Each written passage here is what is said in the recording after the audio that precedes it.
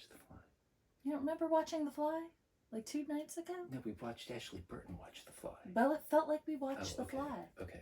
I'm Taylor. I'm Melissa. And this is our Cinema Romance.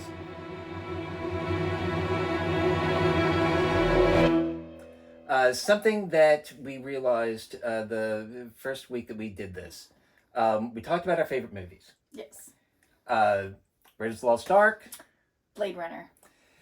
One thing that we did not get into, while Raiders of the Lost Ark, favorite movie, action adventure, Blade Runner, science fiction.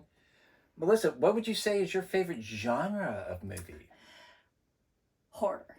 Yes, same here. And it's interesting. I would say even like my top 5 movies, none of them are horror films. I know that there's definitely some in the top 10 for me. Top 5, maybe.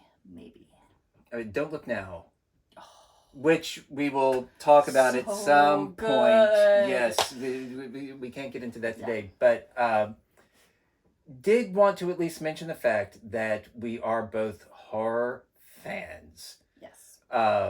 Speaking for myself, a couple of reasons why horror is my favorite genre. I like scary things. I like Halloween. I like gory stuff. But in addition to that, I do think that there is a lower bar for what audiences will accept from horror in terms of realism. Meaning, you can see a bad effect in a horror movie. Ooh, Zuni Voodoo Doll. Is that Zuni Fetish Doll? Zuni Fetish Doll. I gotta get that right. That is a wonderful example. Yeah. Anyone who's seen the Zuni Fetish Doll, and it was a segment of... There were 3 of the Tales of Terror? Is that right? I think I'm not even sure. I would have to look it up. I'm pretty sure. We got to double check. But yeah. Tales of Terror. And this proves that we don't, necessarily plan what we're going to talk about because we didn't have that reference readily available. But yes, what is a Zuni Fetish Doll? It is basically just a doll on some kind of camera rig that, you just see, like close up zooming through this. It doesn't look real. It's not animated in any particular way. But people will go along with that. It works, though. It totally works. And so... Karen Black, bless you. Indeed. And because audiences will accept something, like, it doesn't have to be top-of-the-line special effects. It doesn't have to be... Like, audiences are willing to accept that, so the cost of entry making a horror movie is much, much lower. And I think that's one reason why a lot of independent filmmakers, when they're starting out, horror provides that opportunity, I think. I think so. I also think, and I know you've made this point to me before, and so I might kind of steal it from you, but I think about it all the time, is that horror is an easy genre to make interesting allegories with. There are more horror movies that mean something and are saying something about society than I think people really give them credit for. Some people can call it out. Obviously, Night of the Living Dead and Dawn of the Dead, the original, like, there's a lot of social commentary in both of those films. Consumerism. Yeah. But even something, and this ties into the first point too, and I've used this example talking to you before. We subscribe to the Shudder service, and Shudder. SHUDDER, not Shutter like the window. Yeah. Now they had a movie called Slacks, SLAXX, that was about a killer pair of blue jeans. Ooh, I didn't see that one.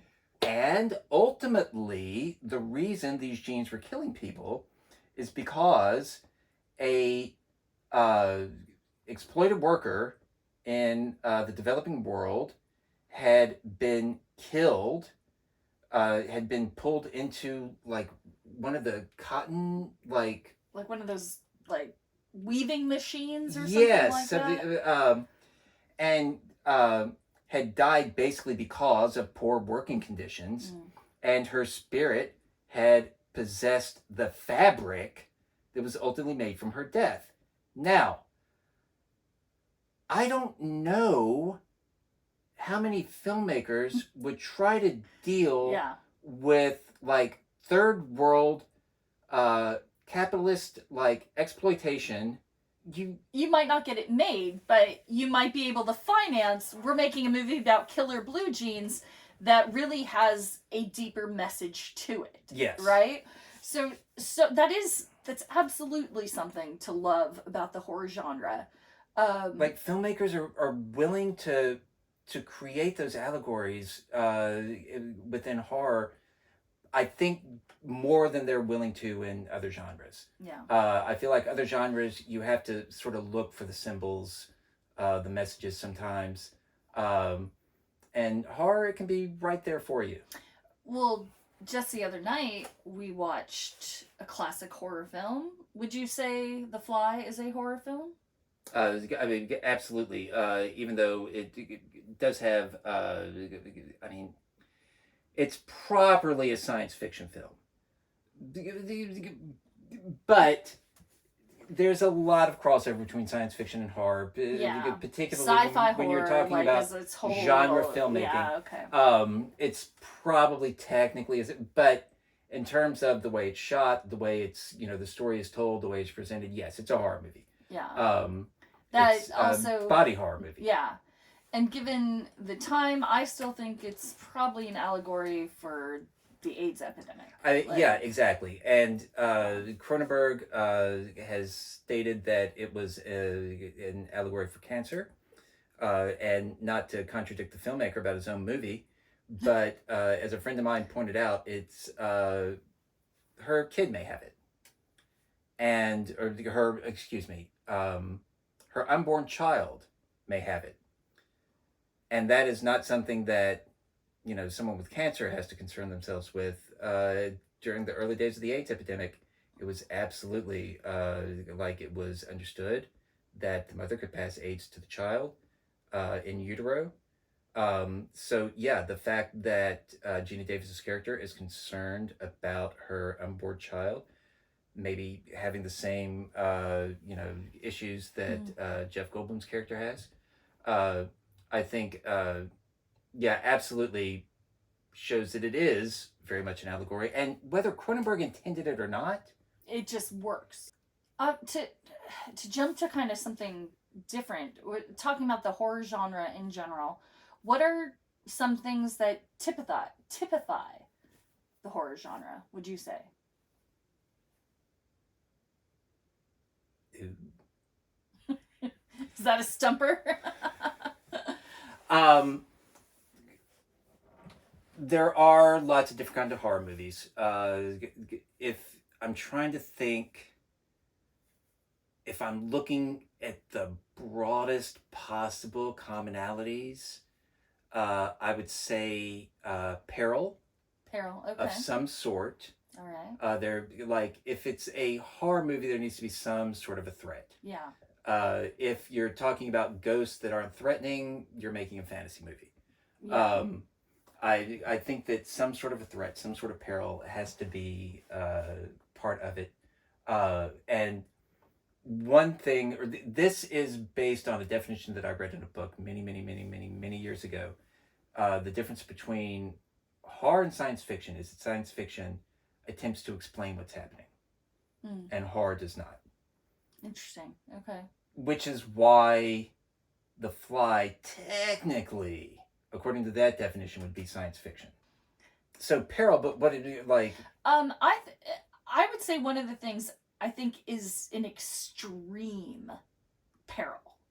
It's like, it's not just there's something that could happen. It's like there's an extremeness in horror. Like, not like the stakes tend to be elevated. Yes, exactly. It's not like horror doesn't happen because somebody lost their job. Yeah. Horror happens because their life is threatened. The life of their children is threatened. It's sudden. Horror is usually sudden. Like, it happens fast. it's not something that happens every day, or it's not something that, it's out of the ordinary. Like where a drama might be, talking about somebody's life and everything. What's a good word for, like, you, because it doesn't necessarily have to be supernatural. No. But you're right, it does have to be something that is disruptive, like it's disrupting the status quo, like a home invasion. Yeah. Which is a whole subgenre of horror. Yeah. So I would say, sudden, elevated peril. And then beyond that, can you think of anything at the highest level? Because then you do get into... Well, the thing is, there's so many subgenres the gore of horror. Yeah. And the, like, whether it is supernatural, monsters, versus, like, a whole genre, just serial killers. Yeah. I think the best horror, so I guess this wouldn't be that high a level, but the best horror is about something else. Yes. Like, that's the thing. And, like, the horror movie gets to be the conduit to that. And those are the films I think that are the best. So, in the meantime, do please like and subscribe. I'm Melissa. And I'm Taylor. And this was... Our Cinema Romance. Our Cinema Romance.